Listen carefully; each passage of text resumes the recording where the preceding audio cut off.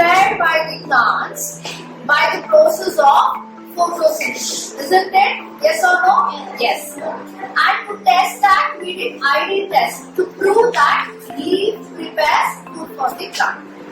Now, if we extend that knowledge and to identify that even in all the products produced by the plants, food products produced by the plants, they do contain in the form of starch. It can be related to us in our daily life. Okay, here are some samples. I have rice, potato and slices of bread. Okay, to know whether the starch is prepared by the plant in the same manner, iodine can be used here also to test that some of the food products do contain starch. Okay, so I will ask some of the students to come here and do these tests, and you can see the change in the color.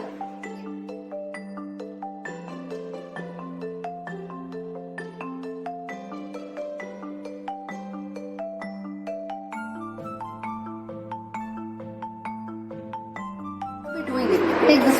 This is called spatula. Okay, take this.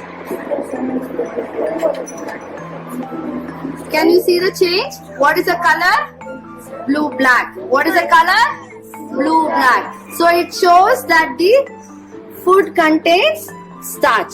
So you can see the change in the coloration of the food. Yes or no?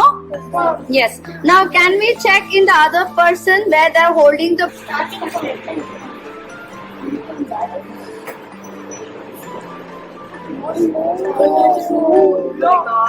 So there's lot amount of starch. Now we could not eat it. Huh? You can't eat it now. No, you can't eat because it has iodine in it. See here, even the potato color changed. You can see even the rice shows it has.